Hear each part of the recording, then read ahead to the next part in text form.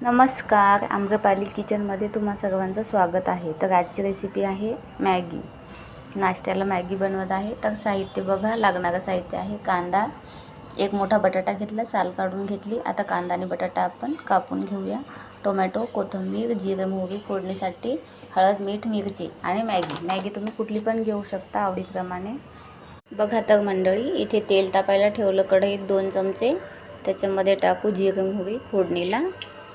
जिरे मोहरी चांगली तडतडली की लगेच टाकणार त्याच्यामध्ये कांदा। आणि कांदा झाला की कांदा आणि पोटॅटो दोन्ही पण सोबतच तळायचे। बारीक स्लाइस करून बटाटे कापून घेतले, लालसर रंगाचे होईपर्यंत तळू द्यायचे। आता कांदा आणि बटाटा तळत आला, याच्यामध्ये जाईल टोमॅटो। जास्तही खाऊ नये मॅगी, पण लहान मुलांना आवडते म्हणून महिन्यातून एक वेळेस देत असते मी। त्यासाठी थोडी हेल्दी बनवण्याचा प्रयत्न करते। बघा, टोमॅटो चांगले तळू द्यायचं, मऊसूत होऊ द्यायचं याच्यामध्ये। बघा 5 मिनिट कांदा, टोमॅटो आणि बटाटा चांगला तळलेला आहे। आता याच्यामध्ये थोडंसं हळद, मीठ, मिरची टाकते। ते झालं की कोथिंबीर टाकायची आहे आपल्याला। छान परतून घ्यायचं। मग पाणी, मी चौघांसाठी बनवत आहे त्याच्यामुळे जास्त क्वांटिटी आहे। तुम्ही तुमच्या आवडीनुसार कमी जास्त घेऊया। मॅगी चौघांसाठी ह्या 3 पुड्या मॅगी बनवते मी।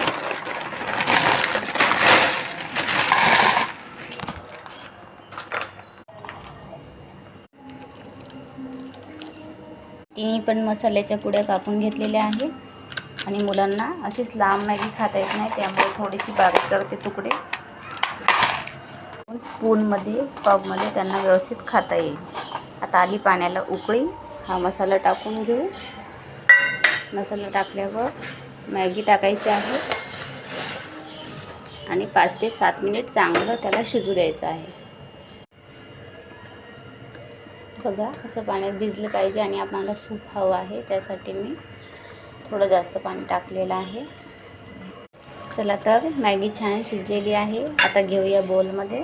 तर आजची रेसिपी तुम्हाला कशी वाटली मला कमेंट करून नक्की सांगा। लाईक करा, शेअर करा, सबस्क्राईब करा आणि मला इंस्टाला पण फॉलो करा। भेटूया अशाच एका नवीन व्हिडिओमध्ये। तोपर्यंत स्वस्त राहा आणि मस्त खा आणि माझ्या रेसिपी अशाच बघत राहा। बाय।